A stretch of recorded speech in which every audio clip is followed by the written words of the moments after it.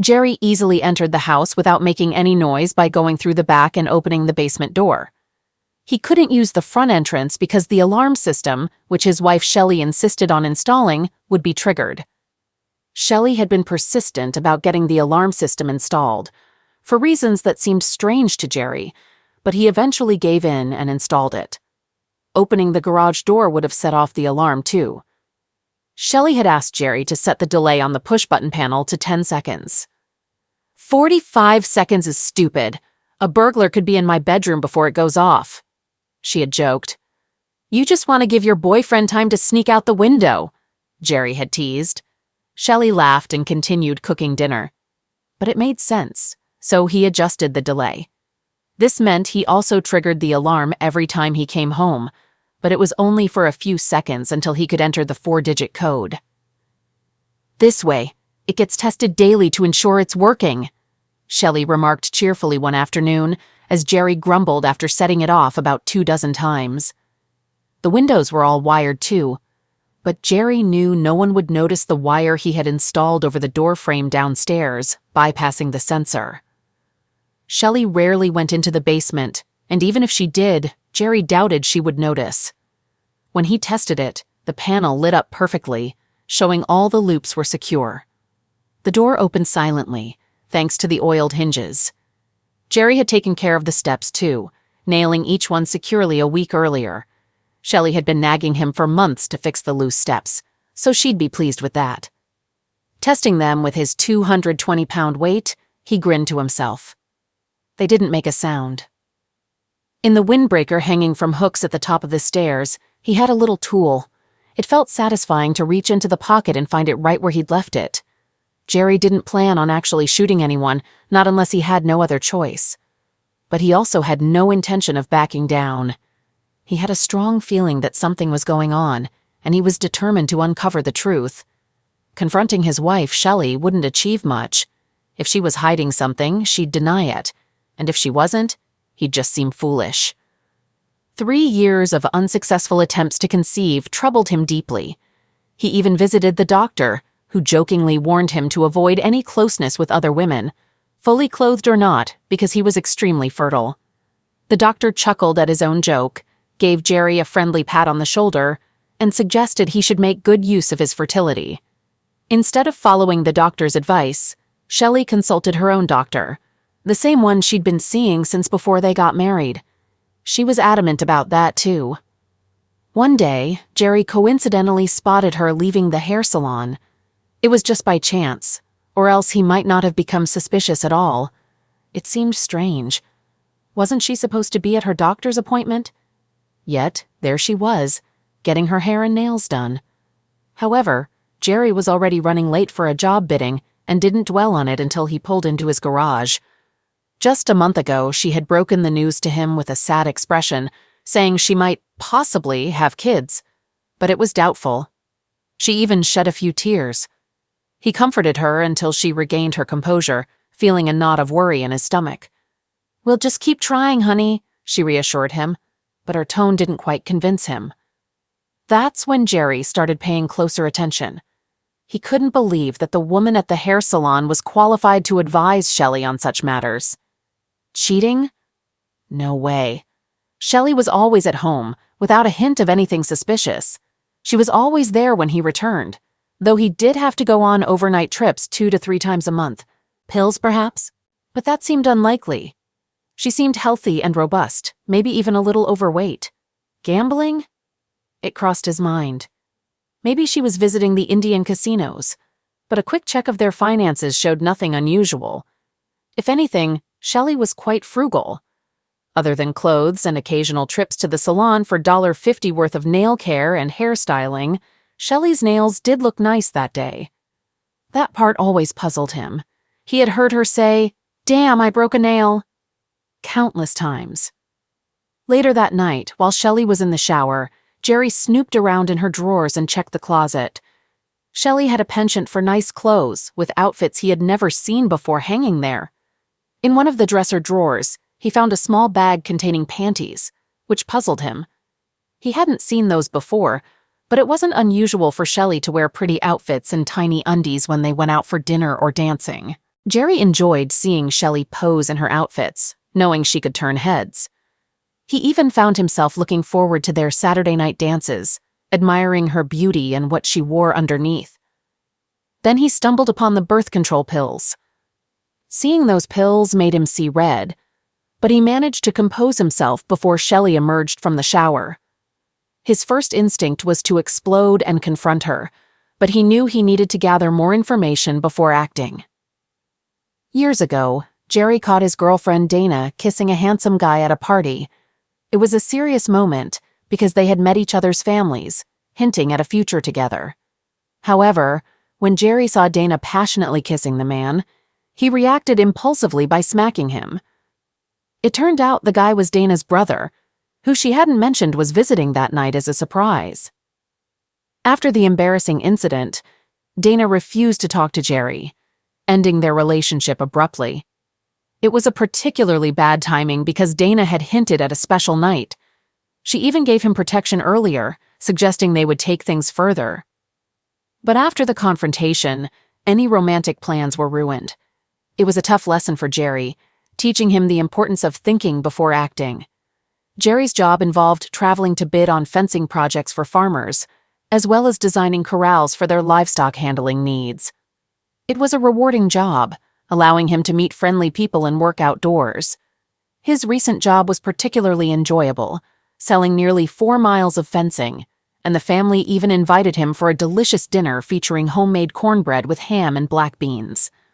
Sam Martin, the ranch owner, was a rugged man who often wore faded red long johns and suspenders. His wife Dottie was cheerful and welcoming, always wearing a smile.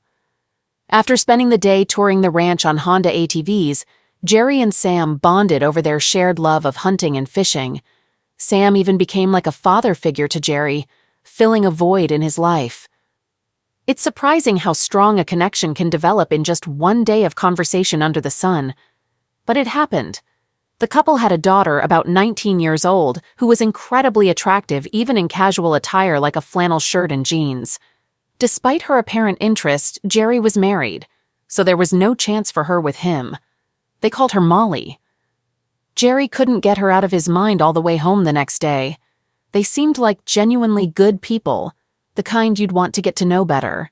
Their ranch, mostly rolling hills with ample water, had been a labor of love for Sam over the years as he built up his herds. Now, he needed solid fencing and large pole barns because the outside world was encroaching on his land, with newcomers not appreciating cows and sheep roaming freely through their manicured lawns and flower gardens. There wasn't much of a choice: either build fences or watch the land turn into housing. Sam went with the fences, which turned out to be a major success for him. One downside of Jerry's job was the long distances he had to travel, often 300 to 400 miles from home, like with this job in Idaho, over 350 miles away. The company covered his motel stays and meals while he was on the road, so instead of driving all the way home, Jerry usually stayed in a motel overnight and returned home the next day. But this time was different. Sam and Dottie insisted he stay the night, showing him to a spacious upstairs bedroom. It was so quiet that Jerry had trouble falling asleep, occasionally hearing the sounds of sheep or cows outside, which felt like an alarm clock each time. The night was warm, and he found himself kicking off his own covers. Around 2 a.m., he got up to use the bathroom and passed another slightly open bedroom door with a dim nightlight inside. Molly lay on the bed without clothes atop the covers, her lower half in shadow with one bare breast visible in the faint light. Jerry noticed her large patch of pubic hair in the dimness. Though she seemed asleep, the sight was undeniably sensual. Jerry acknowledged her beauty but quickly averted his eyes, feeling it inappropriate to stare. Returning to his own bed, he noticed the bedroom door was now closed, realizing he might have been caught peering in. The next morning, Sam and Dottie sat him at the kitchen table, serving up piles of eggs, ham, and potatoes that tasted better than any he'd had before. "We grow these right here on the farm. We have 40 acres dedicated to potatoes up on the North Range," Sam said, noticing Jerry's pleased expression as he went for seconds. Just then, Molly strolled in, wearing jeans and a flannel shirt, looking lovely in her casual attire. She shot Jerry a mischievous glance, raising an eyebrow playfully, causing him to blush. Dottie noticed and exchanged knowing looks with them, grinning. "More coffee, Jerry?" Dottie offered. Jerry agreed. They were really welcoming people. After breakfast, he packed up his things, stashing the contract and the generous check in his briefcase. It was time to head back home, back to his own routine. He couldn't help but think he could live a happy life like theirs. Dottie handed him a loaf of her homemade cornbread as he got into his truck. He thanked her, looking forward to enjoying it on the long drive back. Molly stood on the porch, watching him with one hand on the railing. Jerry waved to her as he started his truck, and she waved back. On the journey home, he couldn't shake thoughts of her. He tried to distract himself, but the image of her lying kept coming back to him. Shelley always kept the house spotless, and whenever he returned from his short trips, she greeted him with tight hugs and affection. Those trips rarely lasted more than a night. Jerry enjoyed returning home after his travels, especially because after overnight trips, Shelley seemed more eager for physical intimacy. Despite being just 28, Shelley maintained her figure well. She also worked in real estate, mainly on commission. While her earnings sometimes surpassed Jerry's, it wasn't common, and in recent years, she often went through periods without making any sales. Nevertheless, they managed to make ends meet. Jerry felt it was time for a new truck, as his old Dodge Ram, though still in decent condition, was showing signs of wear and tear. He didn't worry about getting a new truck because the one he had was fully paid off. Their bed life was satisfying, happening a couple of times each week, and Shelley always seemed eager for it. Overall, Jerry felt content with their life together. Although there were a few things he wished were different, he believed he was doing his best. As usual, when he returned from his trip, Shelley greeted him warmly and was ready for intimacy. They wasted no time getting to the bedroom, where the fresh, crisp sheets awaited them. Despite a lingering suspicion in the back of his mind, Jerry managed to enjoy the moment. While he was out working, focused on his tasks, he had pushed aside his concerns, but now they resurfaced. He didn't have any concrete evidence to support his suspicions. It was possible that Shelley had simply gone to her appointments that day, both to the doctor and the hair salon. Perhaps the new clothes and lingerie were just a surprise for him. In fact, there were times when she would dress up for a nice dinner, spinning around to show off a new outfit or teasing him with a playful grin and a glimpse of lingerie. He couldn't shake off that persistent suspicion. He was determined to uncover the truth. The discovery of birth control pills indicated she had deceived him, raising concerns beyond just delaying parenthood. So, he took steps to investigate, right under her nose, without her noticing. On the night everything unraveled, Jerry drove by his house, scanning for unfamiliar vehicles. None were present, but he hadn't anticipated any with neighbors nearby.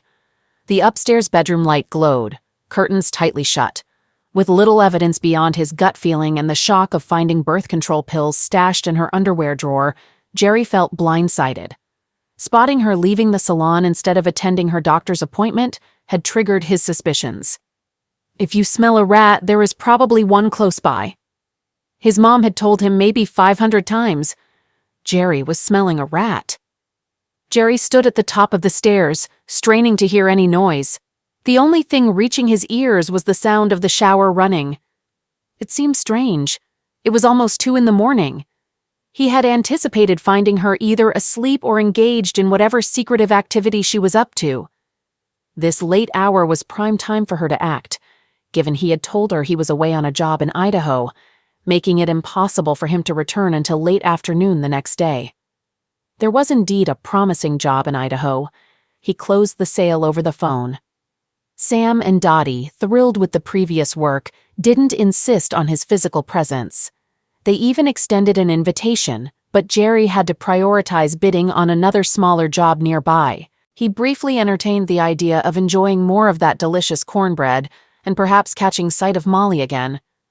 Shaking his head, he tried to clear his mind. He felt a bit scattered, standing at the staircase, mulling over work and a woman he barely knew. With a tool in hand? He almost turned back, considering retreating from the house altogether. But he couldn't shake off the need for certainty.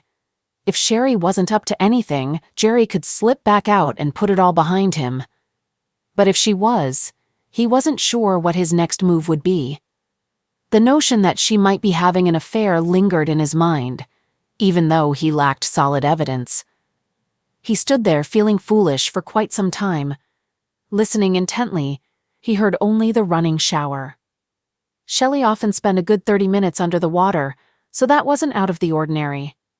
Slowly, he pushed the door open, half expecting to find nothing inside. But there sat a man on the edge of the disheveled bed, his back turned to the door, fully clothed and engrossed in reading a magazine, Jerry's Popular Science magazine, to be precise. Jerry felt his anger rising. The shower was still running. As the man turned a page, Jerry's blood began to boil. "Who the hell are you?" Jerry demanded, entering the room. Startled, the man jumped to his feet and turned, his expression a mix of shock and guilt. It was Art Barnes, the man who ran the local bank that Shelley's real estate agency relied on for closing deals. In his 50s, with gray hair at his temples, Art Barnes was a commanding presence, even larger than Jerry himself.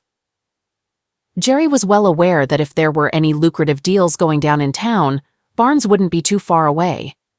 He also understood that, tough as he was, he'd likely take a beating himself if he confronted this guy. "It's not what it seems," Barnes stammered, noticing the tool in Jerry's grip, fear flashing in his eyes.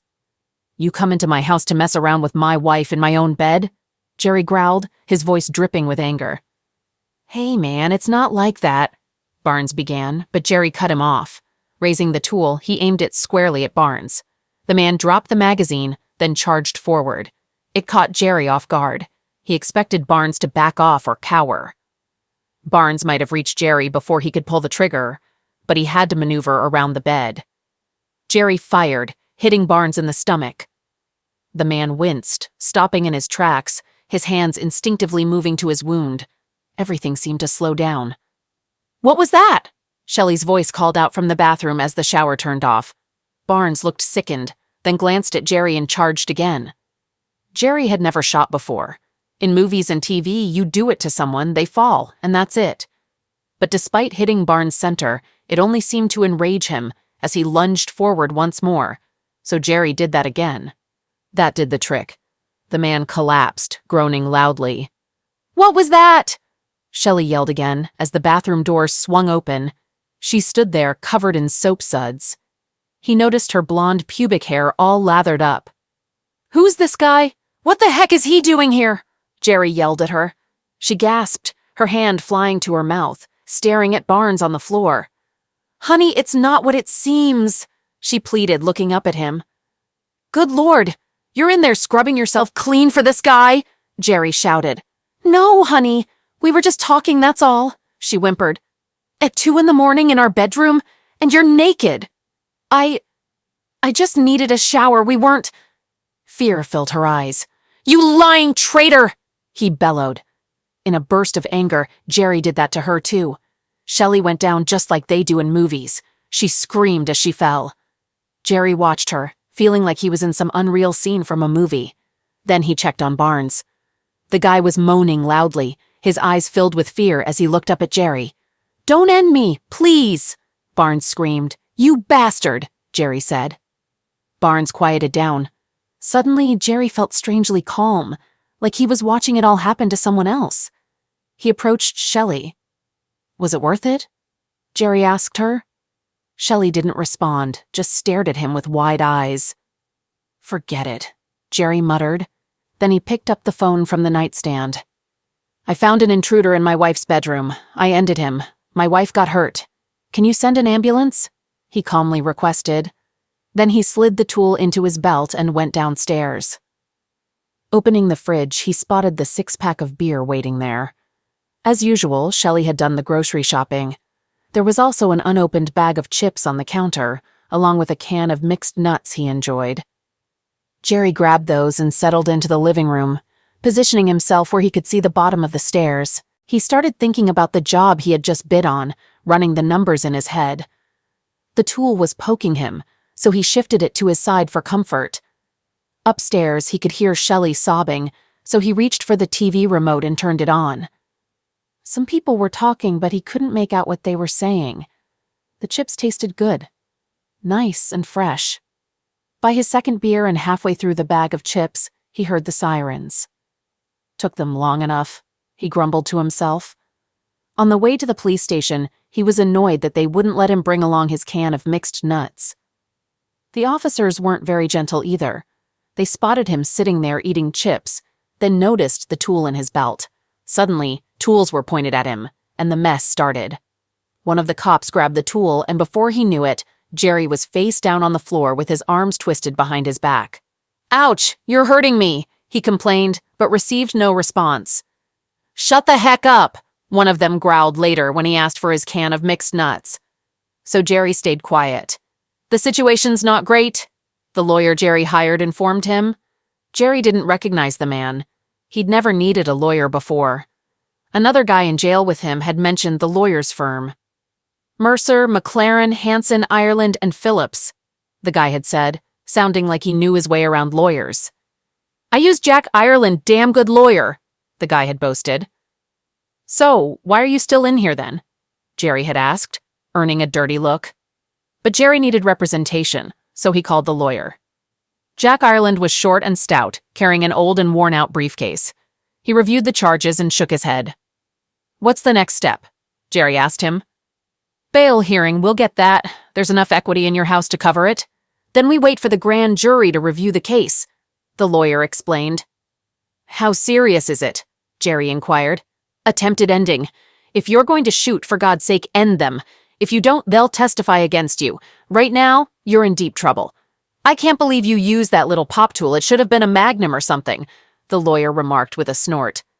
"How serious are their injuries?" Jerry questioned. No one was giving him much information. "Your wife will be okay, just a hole in her side. Barnes, though, he was pretty messed up. Those little bullets tend to bounce around, so he had a lot of surgery." "Why did you shoot him a second time?" the lawyer inquired. "He was still coming at me," Jerry replied.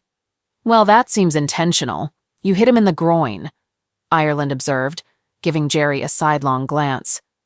"Good," Jerry responded flatly, earning another snort from the lawyer.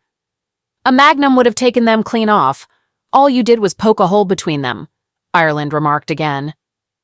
It took nearly a month before bail was set, and Jerry finally walked out into the fresh air. The scent was almost surprising after being inside. He had grown accustomed to the smell. He couldn't return home. The court ordered him to stay away. The restraining order mandated a 100-yard distance, but Jerry didn't care. Shelley was living there, having left the hospital long before he left jail. However, Jerry managed to beat Shelley to signing the papers. The property was titled as Shelley Jacobson or Gerald Jacobson. Either one could sign the papers, a little legal detail Jerry hadn't noticed before but found pleasantly surprising. Jerry realized that Shelley had taken care of that detail, which now made sense.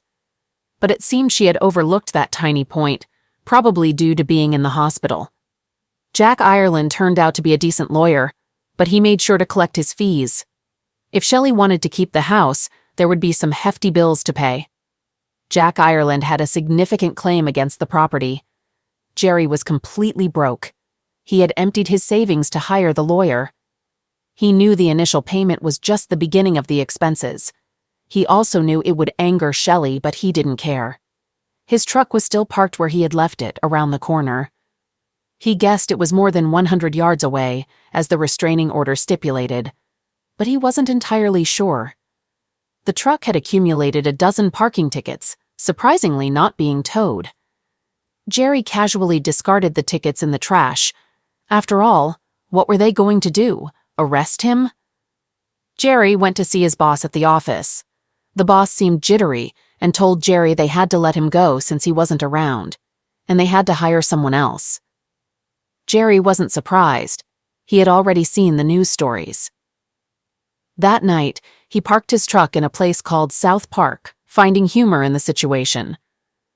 The next day, he contacted his lawyer, Jack Ireland, who arranged for a police officer to accompany him to retrieve his belongings. Maybe Ireland wasn't such a bad lawyer after all. Shelley was nowhere to be found. Jerry collected his clothes, tools, 2 collector Epiphone guitars, fishing gear, and coin collections. He considered taking the new big screen TV, but realized he had no power source in the woods. As he left, he noticed the can of mixed peanuts by his chair and grabbed it with a grin. Despite wanting to take the remaining beers, he left them due to the cops' disapproving glare. On the porch, he changed the alarm code right in front of the oblivious cop, finding satisfaction in the small act of defiance. At the local pawn shop, he sold the 2 guitars and most of his fishing gear, keeping only 1 pole for $1,500. He had only $1,500 in cash, which felt like all he had left. Next, he went to the post office.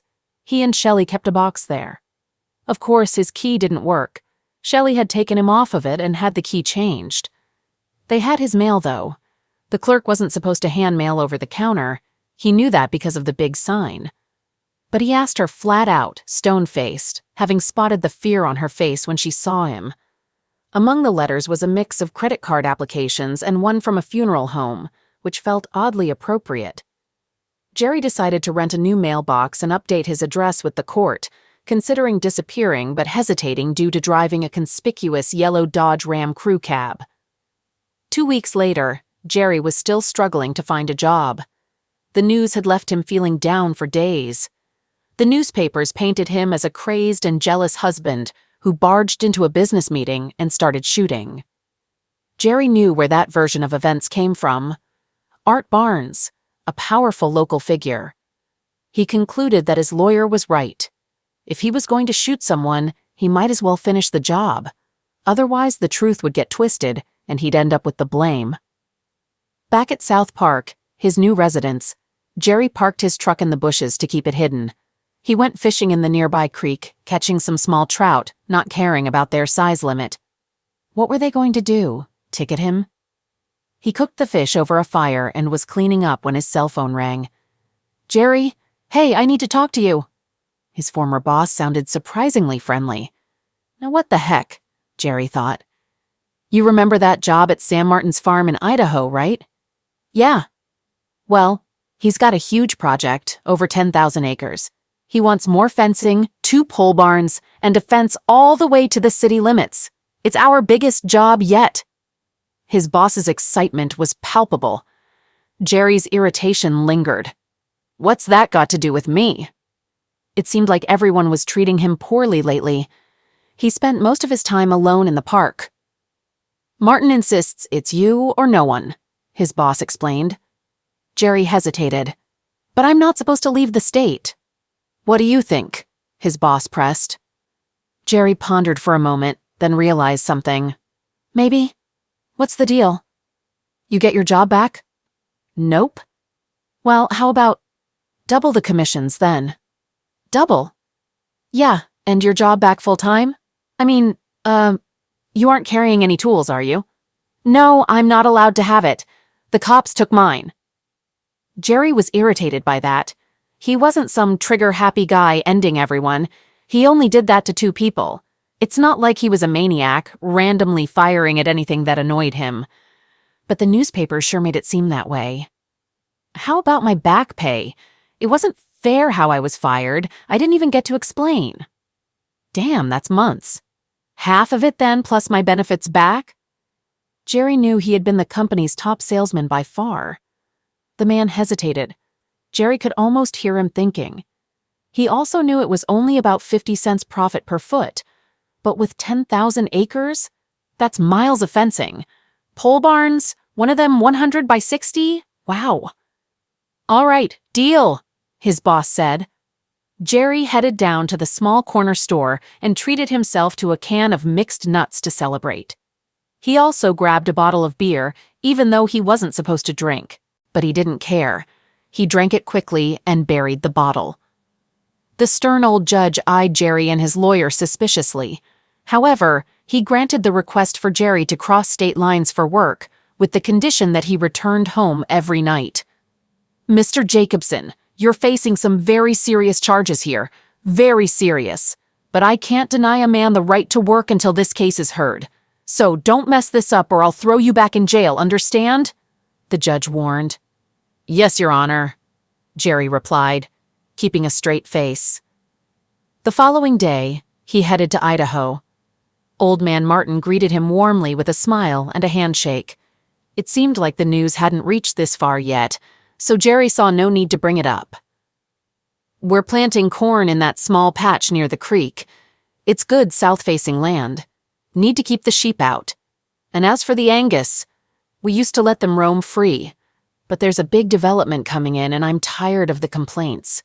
We want to keep them on our own land, all right? Martin explained. Jerry realized that this tough old man must be pretty wealthy. By the time they returned to the ranch house, it was almost 8 p.m. Jerry knew he had to leave to get back to Oregon before midnight. He hated to turn down dinner and the chance to see Molly again, but he had to go, so he left. Once back in Oregon, he checked in, but got a recording. He tried again as soon as the bail office opened. Hey, you don't have to call in every single day. Just stick to the rules, all right? The person on the other end told him. Okay, he replied. He realized that nobody bothers checking on things unless something grabs their attention. He got back into his truck and headed back to the Martin farm, driving at the speed limit the whole way. As soon as he pulled up, he spotted Molly sitting on the porch. She quickly ran inside and returned with a big floppy hat and a basket. She wore cut-off blue jeans and a t-shirt, evident from the bounce suggesting she hadn't worn a bra. "Let's go," she exclaimed, climbing into the truck. "Where to?" he asked. "Dad wants me to show you the section by the development so you can take measurements.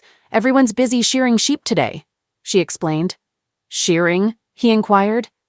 "Yeah, the sheep. They'll be occupied until dark." It took them over an hour to reach the designated area. Cattle roamed around, paying little attention to them. As they traveled, they chatted about various topics. He occasionally glanced at her, noticing how her breasts bounced softly over the bumps in the road.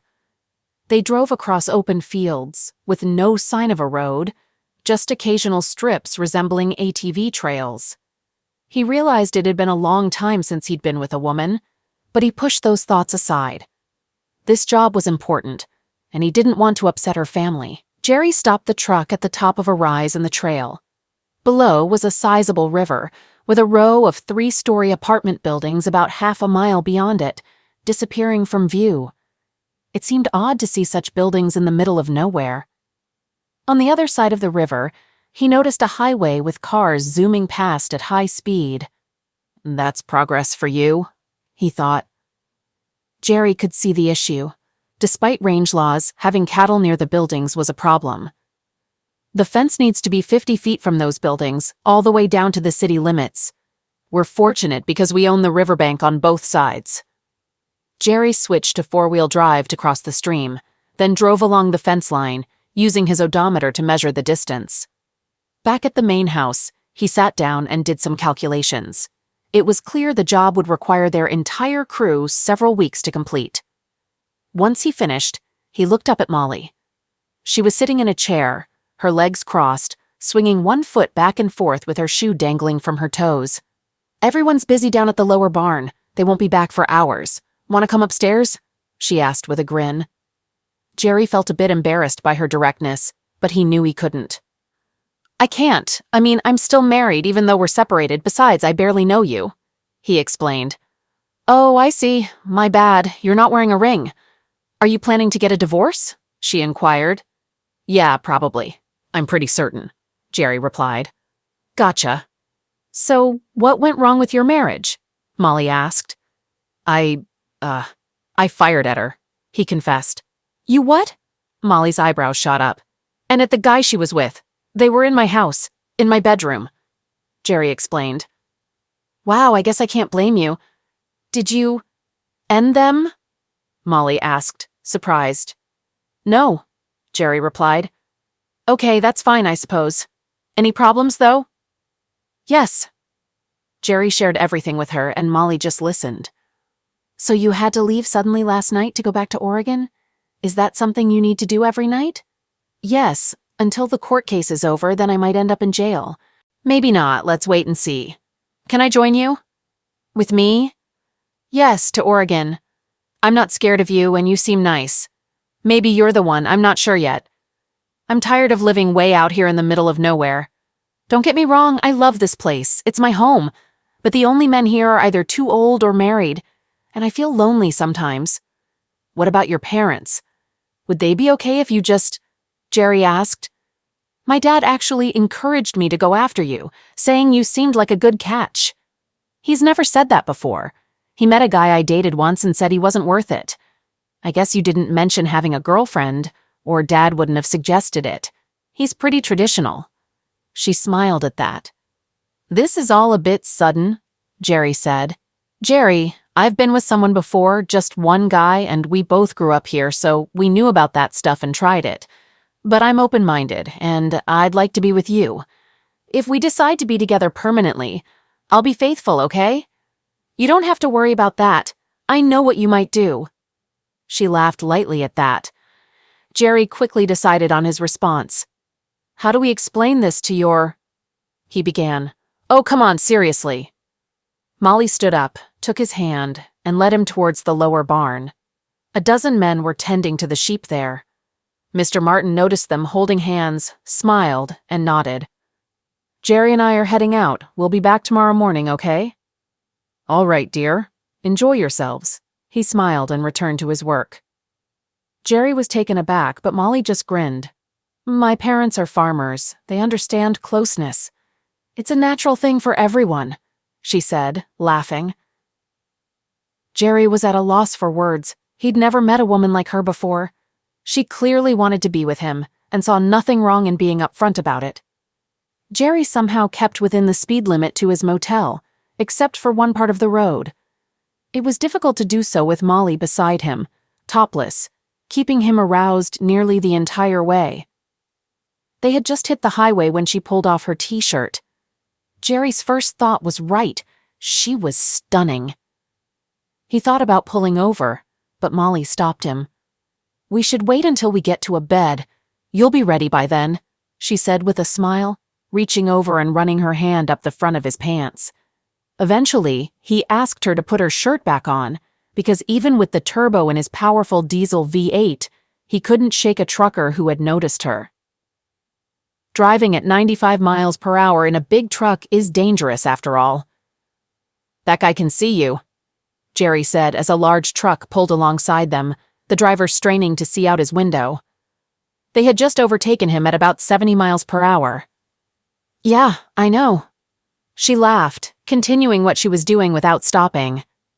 Let's give him something to look at, she suggested, sitting up straighter and rolling her shoulders back. She then made a face at the man and stuck out her tongue. Jesus, Jerry muttered quietly. She stopped just in time. He was almost overwhelmed. After being followed for several miles, he finally insisted she cover herself up to prevent an accident, which she thankfully did. 5 miles later, her shirt was off again. She did put her t-shirt back on to enter the hotel room, but it came off as soon as they closed the door. Jerry was used to making love with his wife, Shelley, who was always ready and willing.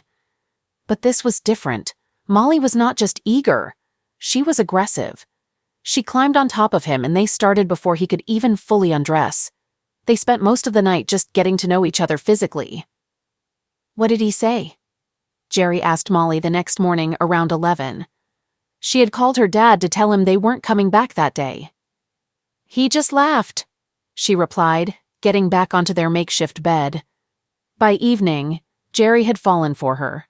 He knew almost nothing about her but didn't care. He was smitten. At dinner in a small local diner, he openly confessed his feelings. So, just us, for good. Yes, I want you to be mine, he said sincerely. Wow, I thought you just wanted to have fun. My dad said he saw you as good breeding material. That's just his view of life. Jerry was taken aback. Molly chuckled. You're awesome, but where would we live? She asked. I don't know. Jerry was truly at a loss. Well, you've got a job and a truck. That's a start. Let's see how things develop.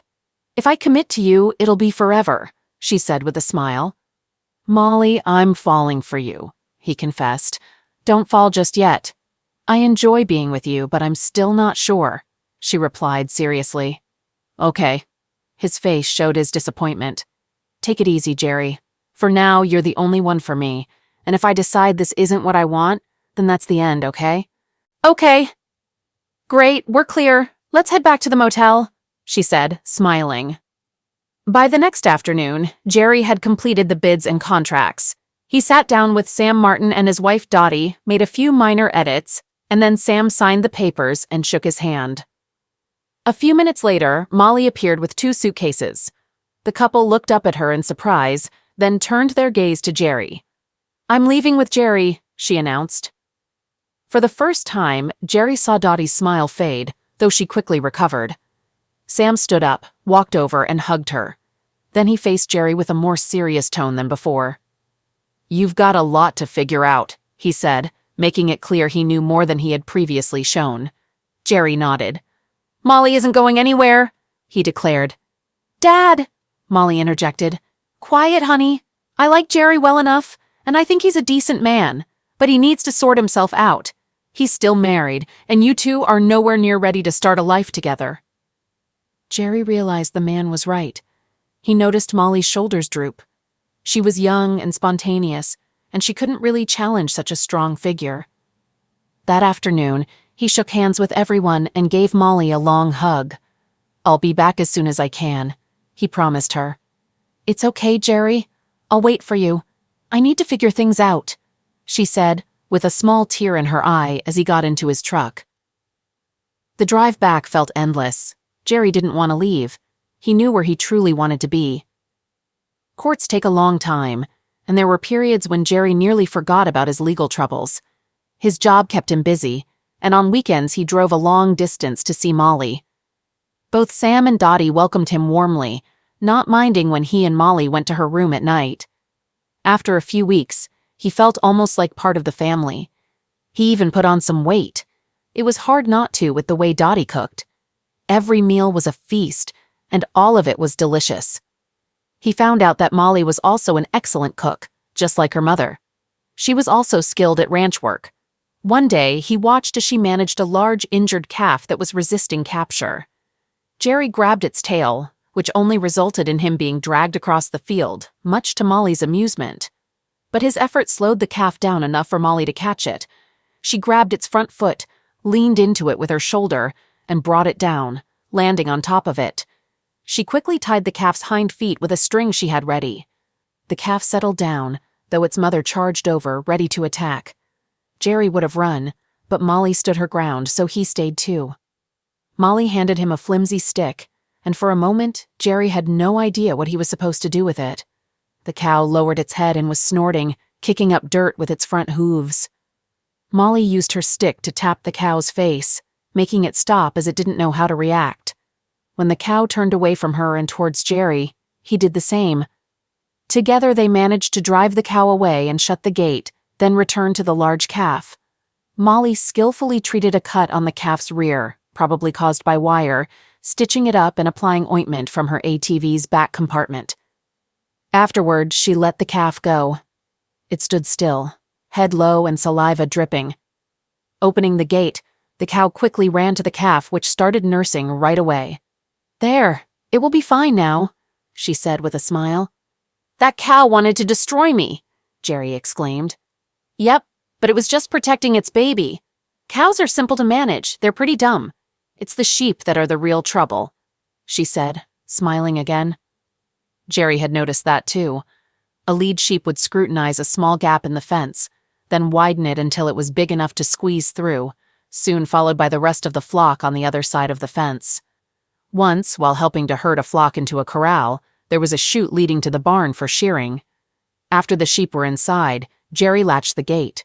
He had only walked a few steps when a large ewe inspected the latch, nosed it open, and headbutted the gate open, letting the whole flock back out into the field. This caused a bit of chaos. 2 small border collies ran out, circled the flock, and lay down, staring them down. The sheep stopped and stared back until one looked away. Then they all turned and went back into the pen. Molly walked over, flipped the gate latch, then secured it with a chain latch and set the catch. They really know how to handle gates, she laughed. Jerry glanced at the two dogs and could almost believe they were giving him disapproving looks. For several more weeks, that's how it went. He drove the long distance to the large ranch and got involved in daily tasks. Sam and Dottie kept a close eye on him, and he noticed, but he enjoyed it. For a while, he almost forgot about his usual life, immersing himself in a new lifestyle. However, reality always returned when he unlocked his small apartment back in town. One day the phone rang. Jerry was surprised to hear Shelley's voice since they hadn't been in touch at all. "How are you, Jerry?" she asked. He thought she might want to discuss their upcoming divorce. There wasn't much to discuss, though. She had been evicted, and their house was on the market, but unlikely to sell quickly or for much profit. "I'm fine. What do you want?" he asked. "I just wanted to thank you for not making a big deal about the alimony," she said. Jerry just grunted in response. The court had ordered him to pay her a significant amount. His lawyer had mentioned that if he hadn't returned to work, it might have been less. Meanwhile, her job was on hold as she recovered from her injury. Jerry had seen the medical report and felt Shelley was exaggerating her condition. There was nothing left to dispute. He had to pay, and that was that. "I also wanted to let you know that I forgive you," she added. "What?" "I forgive you. I know you were upset and didn't mean to hurt me." "You've got to be joking," he said. "No, I'm serious. I still love you. I always have. I was thinking maybe, if you're up for it, we could go out, have a nice dinner, and talk?" Jerry recognized that tone in her voice. It was one he knew all too well. "That's not a good idea," Jerry finally said after a long pause. "Sure it is. We could have a nice evening out like old times and maybe have some fun, like before. I'll wear one of those outfits you really liked, maybe without underwear. How about that?" "I miss you, even if you're not as big as Art," she said in a seductive tone, trying to provoke him. And it worked. "Shelley, you cheated on me. There's no way in heck I'm going out with you." "Oh, come on. I'm trying to make things right. I told you I forgive you for what happened. I know you didn't mean it," she replied. "Didn't mean it. Didn't mean it. I wish I had actually ended you in that damn Barnes. You forgive me? You're unbelievable." Jerry lost his temper and yelled into the phone. "Art can reach places you can't even touch, honey," she said nastily. Then the line went completely silent, which made Jerry even angrier. "I might just come over there and finish the job," he shouted. He heard a faint giggle in the background before the phone cut off. "Now what the heck was that all about?" he thought, still seething. There were 3 of them, all big. They handcuffed him, and once again Jerry found himself in a jail cell. "That was pretty dumb. Why did you threaten her?" his lawyer asked as soon as he walked in. "I didn't really. She made me mad. She called me saying she forgave me for crying out loud. The woman was cheating on me. She must be crazy." "Well, they have you on tape threatening her in Barnes. That breaks the restraining order," his lawyer explained. "But she called me," he argued. "That's not how they see it." "They? You mean that guy was there too? Seems like it." Jerry sighed. It was only then that he realized what had happened. The lawyer then played a short recording. All it captured was Jerry yelling right after Shelley sweetly asked him to dinner. "That's been tampered with," he told the lawyer, feeling a sense of dread. "Probably, but this still looks really bad," the lawyer responded. The stern old judge glared at Jerry, then shook his head. In court, they only played the part of the tape where Shelley sounded pleasant, like she was trying to make peace. Jerry listened to his own voice screaming in rage and knew he sounded unhinged. "This man is too dangerous to be free," the prosecutor declared. "It's clear this was an attempt to provoke my client. He's the real victim here. His wife cheated on him with Mr. Barnes, and that's well documented. They're just trying to get back at him," Jerry's lawyer argued. "Your client was the one making threats," the judge stated simply. "There's no proof of the affair either." Jerry ended up back in his jail cell. Days turned into weeks, and weeks turned into a month. His lawyer visited several times to provide updates. Then one day, a young woman came with him. She introduced herself as Carrie Anderson, also a lawyer. "I don't think I can afford another," Jerry began, already accepting that he might end up in jail. "Don't worry, it's all taken care of. You have some friends who are helping out. I'm taking over your case, and we have a whole team ready to support you," she replied with a smile. "Friends?" Jerry was puzzled. "Yes, Sam Martin and his wife," she said, still smiling. "They left you a message, too. They thought you'd understand it." "What is it?" Jerry was confused. "Good breeding stock?" She looked puzzled. Jerry couldn't help but grin at that. Things started moving quickly after that. Art Barnes had influence in the small town, but he couldn't sway outside authorities. Soon, they had solid evidence that the tape had been tampered with. A check of Jerry's phone revealed that the incriminating call had come from Art Barnes's office phone. Within just 3 days, Jerry was released on bail. The first thing he did was pick up his truck and drive to Idaho. Molly nearly bowled him over with a hug when she saw him. Sam and Dottie watched from the porch, smiling broadly. "I really want to thank you both, but why did you do this for me?" he asked. "We didn't. We did it for Molly," Sam said with a grin. That evening, Jerry finally told them everything in detail for the first time. He hadn't shared it all before, though he had told Molly. He discovered they already knew most of the story. Once again, Jerry felt almost at peace. That night, he lay in bed with Molly cuddled up as close as possible. Something was different, though he couldn't quite pinpoint what. "I'm ready," she whispered. Jerry smiled broadly, feeling accepted. Molly was his, forever. A month later, the trial day arrived with a different judge, still a stern-looking older man. The trial unfolded as Jerry anticipated. Both Barnes and Shelley claimed they were having a normal business meeting and that Shelley had taken a break to use her private bathroom. They alleged Jerry had barged in and started shooting. However, Jerry's legal team pointed out the inconsistency. It was 2 a.m., and the meeting was supposedly in her bedroom. The prosecution presented a large chart depicting their version of events, showing Barnes sitting on the bed reading when Jerry supposedly barged in. Jerry's lawyers challenged this, questioning how Jerry could have barged in and started shooting if Barnes was seated, suggesting Barnes must have stood and approached Jerry. Since Jerry was in his own bedroom and being approached aggressively by the much larger Mr. Barnes, he acted in self-defense. He had no way of knowing that Barnes was there on an invitation. He could have been a burglar or even worse. Jerry was simply protecting his home. The jurors exchanged looks among themselves. Shelley was called again to testify, where she continued to deny any affair. Photos were then shown, depicting her and Art Barnes in compromising positions. Jerry was aware of these photos. They were taken well after both had been hospitalized. Jerry remembered that Barnes had been damaged in the groin, but the photos clearly showed he had recovered well. Shelley lost her composure at the sight of the photos.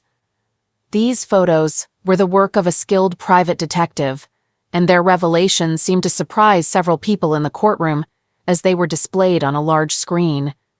Jerry could clearly see from the photos that Shelley had lied, and Art Barnes was definitely not bigger than he was.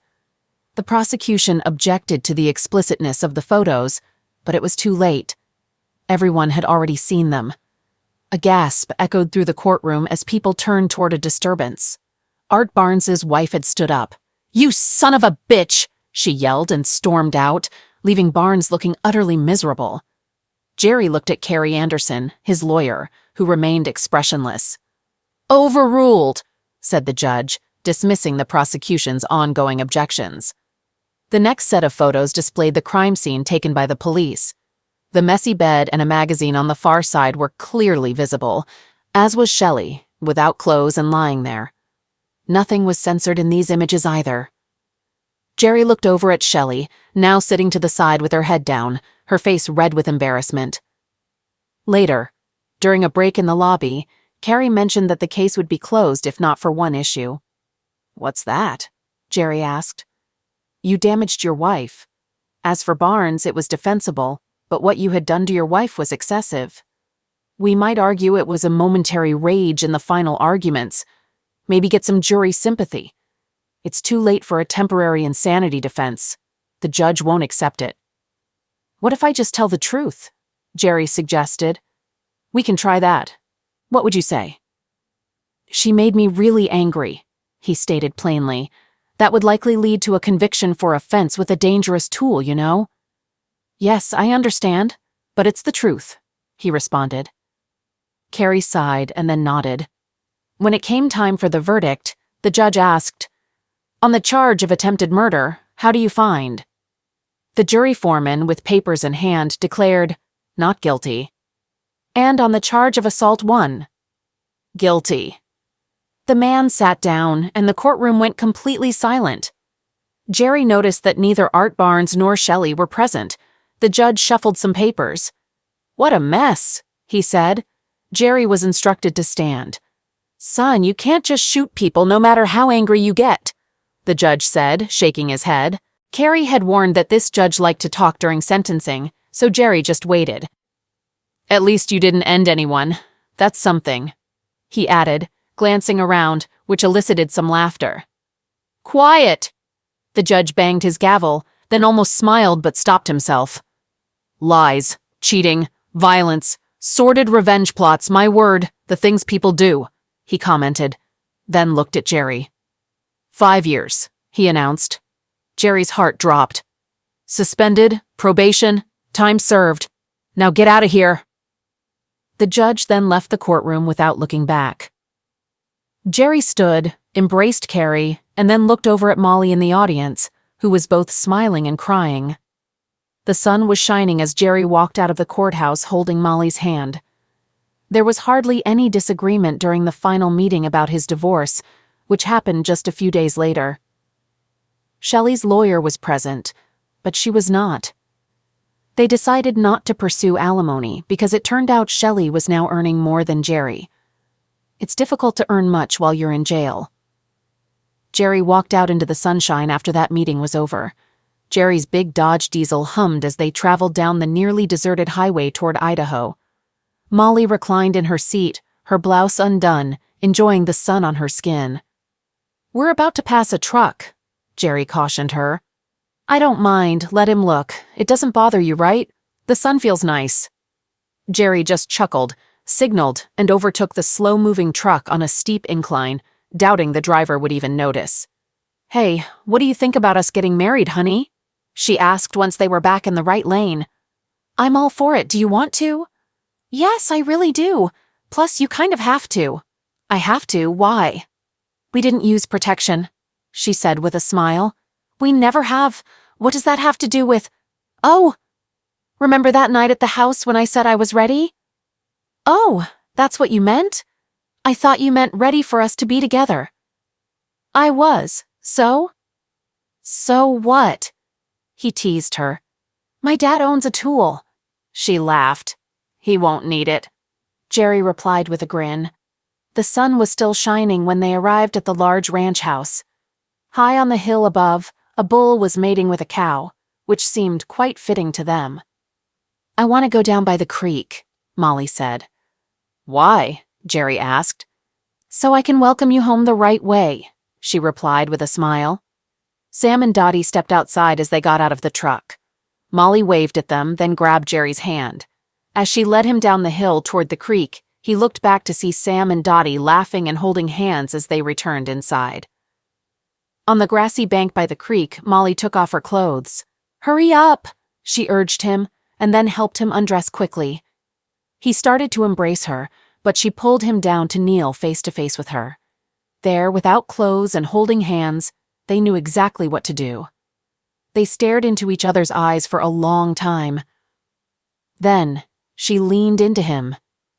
They came together slowly, to the soundtrack of birds singing and the creek's gentle flow. After, as they lay in each other's arms enjoying the serene setting, the distant bull bellowed loudly. Jerry threw his head back and mimicked the sound, which sent Molly into fits of laughter. "You need to work on that," she giggled. "What about the other part?" he smiled. "You're great at that, honey." Laughing, they dressed and walked back to the house. For the first time, Jerry felt truly at home.